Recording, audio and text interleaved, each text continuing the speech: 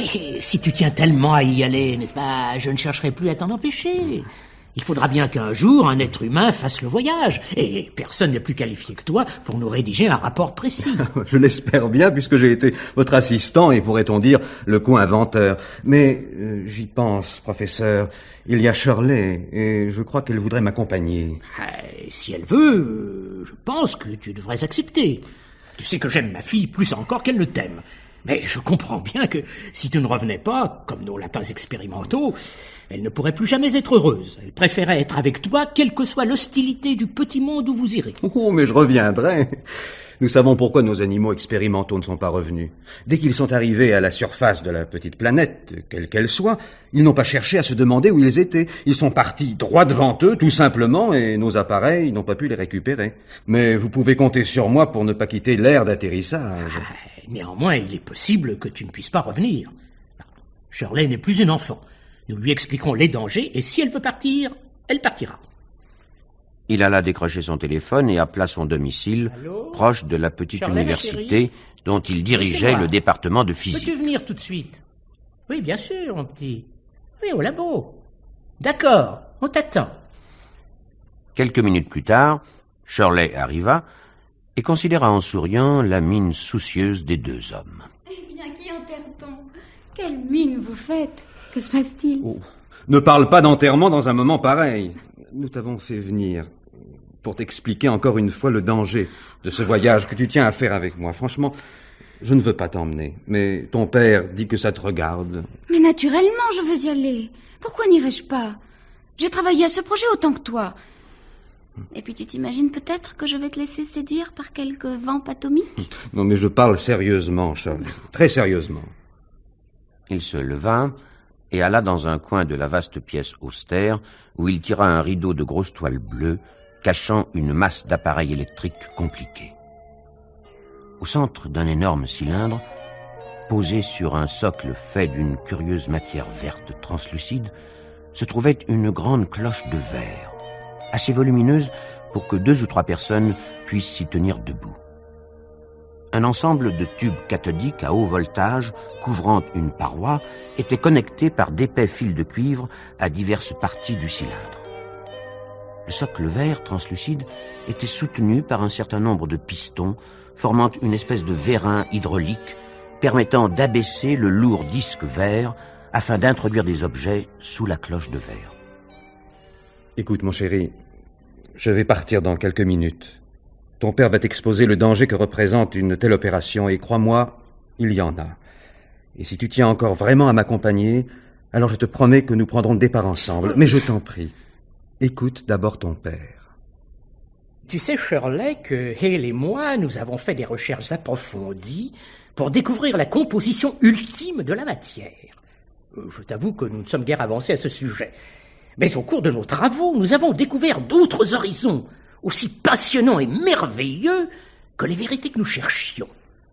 En utilisant le nouveau rayon cosmique qui vient d'être mis au point et dont la longueur d'onde est infiniment plus courte que toute autre source de lumière connue, nous avons pu obtenir la preuve, non confirmée encore, que les électrons ne sont pas uniquement composés d'une charge électrique négative, comme les physiciens l'ont cru jusqu'à présent, mais que cette charge est en réalité contenue dans une particule de matière réelle, si infiniment microscopique qu'il serait impossible de connaître son existence par d'autres méthodes. En poursuivant ces études, nous sommes tombés par hasard sur une autre propriété du rayon cosmique. Nous avons découvert que certaines harmoniques de ce rayon, très fortement magnifiées, ont le pouvoir de réduire ou d'accroître la masse et le volume de toute matière sans en changer la forme. Nous n'avons découvert aucune limite à ce pouvoir. Nous pensons qu'il est infini. Cela suggère donc une solution possible au problème de la constitution de l'univers.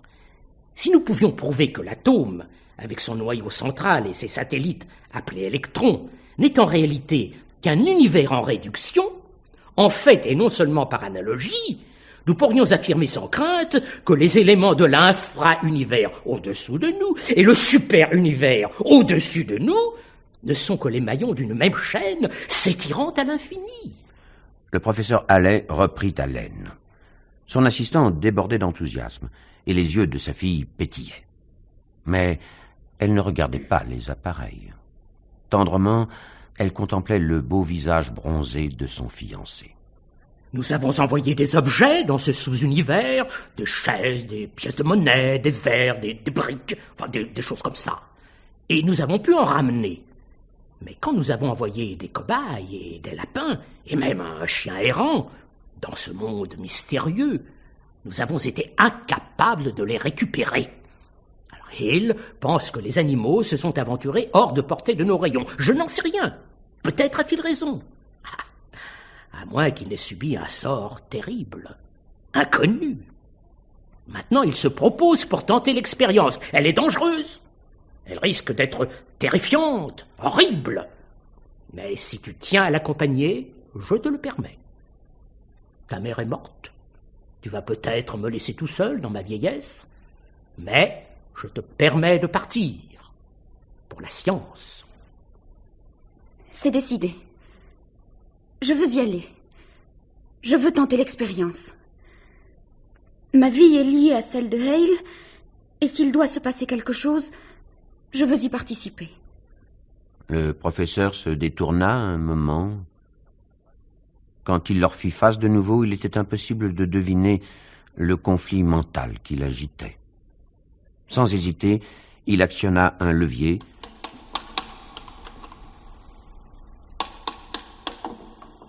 Et lentement, le socle vert s'abaissa jusqu'au sol. McLaren et la jeune fille y montèrent, et quand il s'éleva de nouveau, il les porta jusque dans la cloche de verre. Le professeur se tourna vers la plateforme où se trouvait l'immense tableau de contrôle. Vous êtes prêts? Alors, au revoir. Et bonne chance. Je vous ramène dans une demi-heure. Faites attention. Vous partez dans l'inconnu. Au revoir, papa. À tout à l'heure. Ne t'inquiète pas, tout ira bien. Un puissant générateur se mit en marche, emplissant le laboratoire de son gémissement aigu.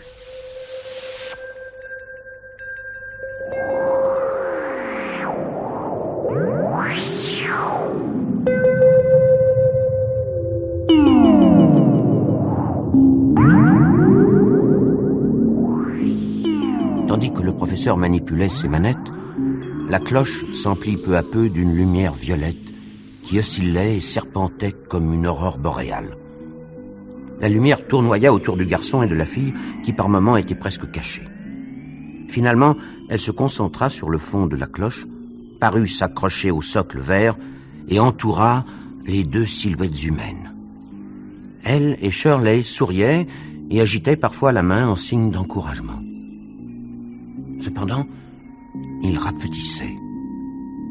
Bientôt, ils eurent la taille de 2 enfants. Et comme les appareils propulsaient de plus en plus de courant, ils diminuèrent plus rapidement. Ils ne semblaient plus avoir que 30 cm de haut, nageant dans une mer lumineuse et violette, puis 10 cm, et puis à peine 2. Le professeur coupa alors le courant.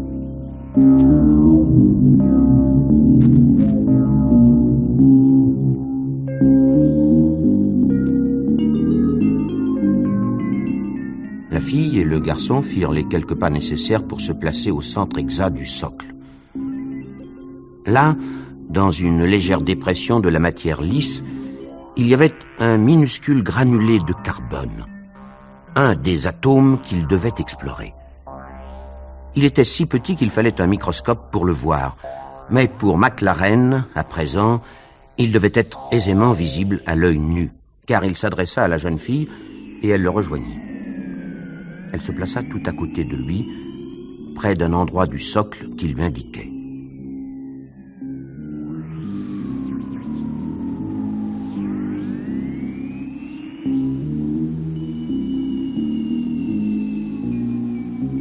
De nouveau, les mystérieuses harmonies du rayon cosmique entrèrent en action et les 2 silhouettes minuscules disparurent.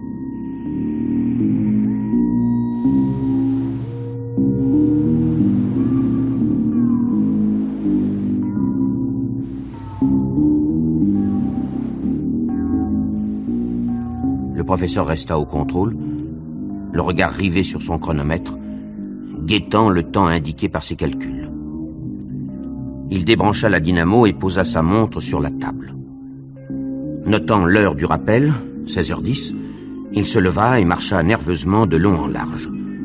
Le front luisant de sueur, il considéra la légère dépression dans laquelle se trouvait 1 million d'univers, chacun aussi parfait et complet que le sien. Et dans un de ces univers, il existait une poussière en mouvement, sur laquelle il venait de déposer sa fille et son assistant bien-aimé.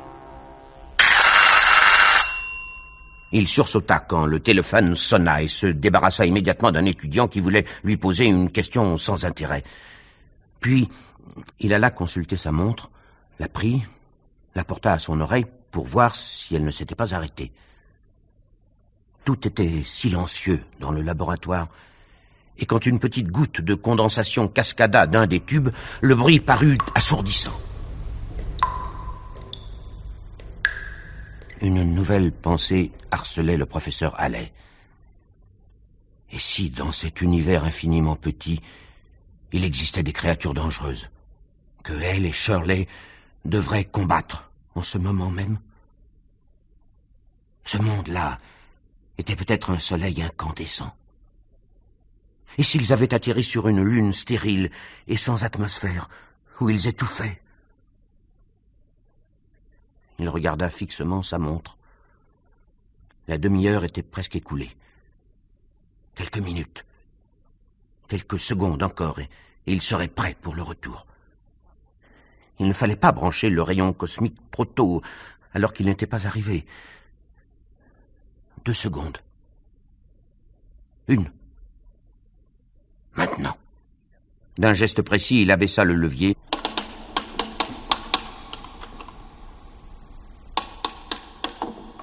Et de nouveau, la lumière violette emplit la cloche de verre. Rapidement, il renversa le courant et alla se pencher sur le socle, regardant fixement la base de la cloche pour apercevoir les voyageurs dès qu'ils deviendraient visibles. Au bout de quelques minutes, une petite tache brumeuse apparut dans la dépression où se trouvait le microscopique grain de carbone. Sous les yeux ahuris du savant, la tache se développa en centaines de points infimes qui grossirent rapidement jusqu'à ce qu'ils ressemblent à de petits bâtons qui grossirent au point que l'on distingua des bras et des jambes.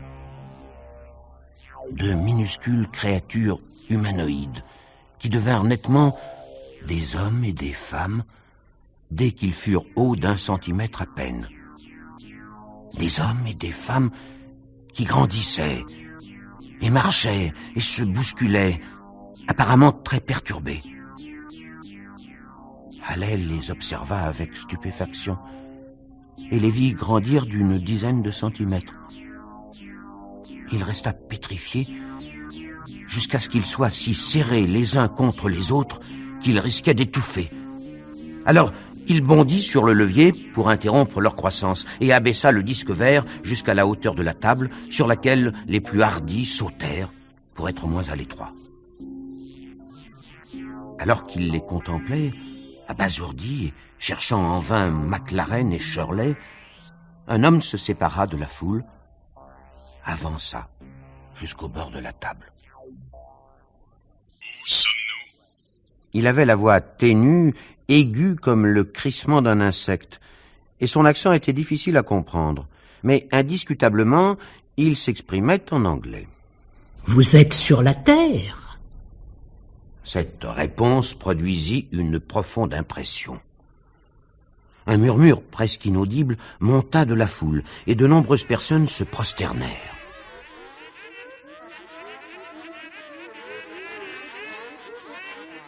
Ces créatures portaient de légères tuniques courtes, tombant aux genoux, serrées à la taille par un lien. Les hommes et les femmes étaient habillés sensiblement de la même façon, à part quelques détails et ornements distinguant les sexes.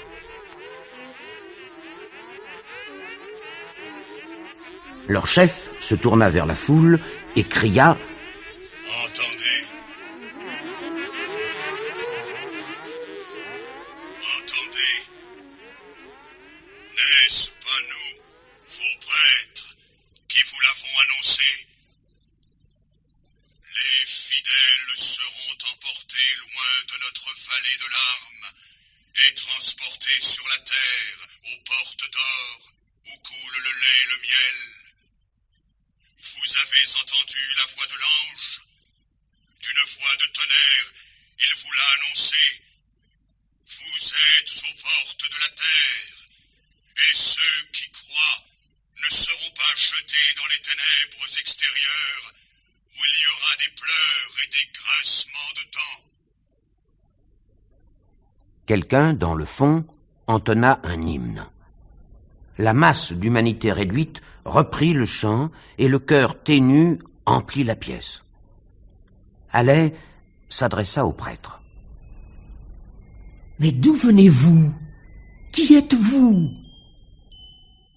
sommes les habitants d'Electron, ainsi nommés par nos illustres ancêtres, Ael, l'homme, et Shirley, la femme, qui sont venus sur notre planète dans sa jeunesse il y a des millénaires, tant de millions d'années que l'on ne peut les calculer qu'en se fondant sur les aires géologiques.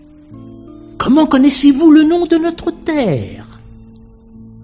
Il nous a été transmis de génération en génération. Il est gardé dans nos monuments et nos temples et dans les archives de nos sages. Nous savions depuis de nombreuses ères que c'est l'Élysée de la perfection, le lieu du bonheur infini. Car nos illustres ancêtres, Ael et Shirley, ne rêvaient-ils pas de la Terre d'où ils étaient venus sur notre Électron, alors qu'elle était une toute jeune planète, au climat tempéré et doux, riche de fruits savoureux? Vous dites que Hale et Shirley sont arrivés sur votre planète il y a des millénaires? Votre planète n'était pas encore peuplée? Il y avait des animaux, certains énormes et terrifiants. Mais nos ancêtres, envoyés par la Terre, les ont combattus grâce à leur science et à leur ruse. Et leurs enfants ont petit à petit conquis Électron tout entière. Nous sommes leurs descendants. Mais nous avons conservé leur langue et leur tradition et leur religion. Et nous chérissons la grande promesse. La grande promesse? La grande promesse nous a été faite par Ael et Shirley. Ils ont déclaré qu'un grand mage, un ange au pouvoir infini et à la compréhension immense, pénétrerait un jour les espaces sidéraux de notre univers étoilé et nous emmènerait sur Terre. À l'endroit même où ils sont apparus, ils ont ordonné que leurs enfants y demeurent et attendent la venue de l'ange qu'ils appelaient Raïlon Cosmique. Nombreux sont ceux qui se sont détournés de la vraie foi, mais nous avons construit un temple en ce lieu sacré et la grande promesse a été tenue.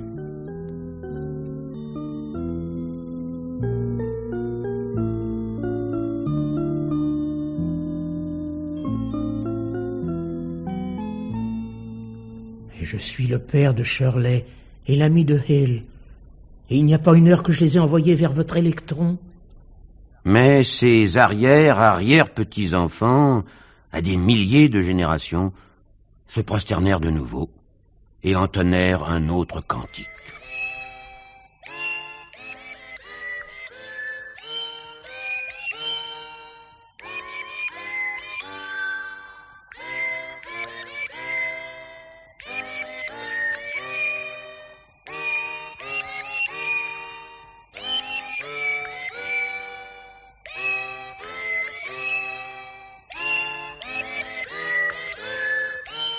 Le professeur se trouva dans une situation extrêmement gênante. Il s'en fallut de peu qu'on l'inculpât de meurtre.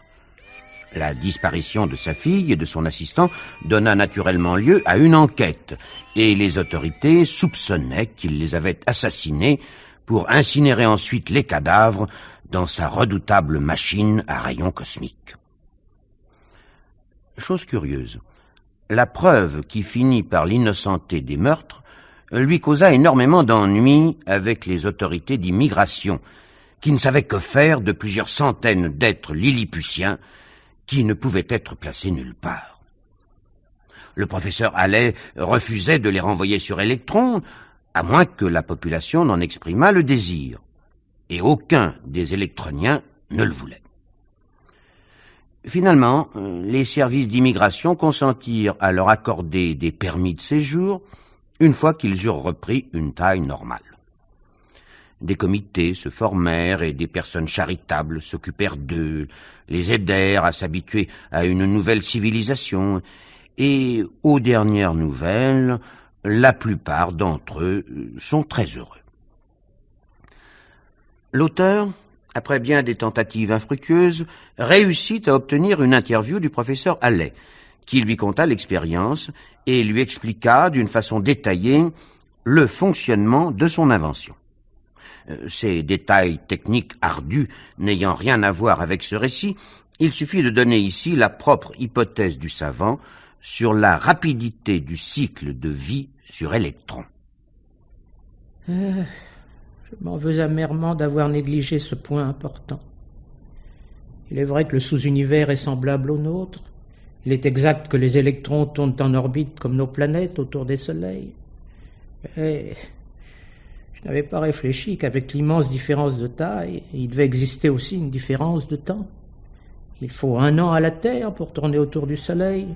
Un électron fait le tour de son noyau positif des millions de fois par seconde. Cependant, à chaque fois qu'il achève son orbite, cela équivaut à 1 an pour ses habitants. Avant que j'aie eu le temps de cligner de l'œil, et les Shirley avaient vécu, aimé, disparu, et plusieurs générations de leurs enfants s'étaient succédées. Pour eux, c'était un cycle de vie normal, et pour nous, il était inconcevablement bref. Halley tourna son visage las vers les fenêtres et contempla le vaste campus sans le voir. On dit que ces appareils scientifiques sont couverts de poussière et qu'ils n'y touchent plus.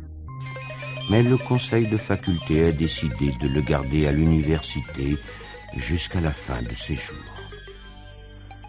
C'est un vieillard pitoyable et doux qui ne vivra plus très longtemps.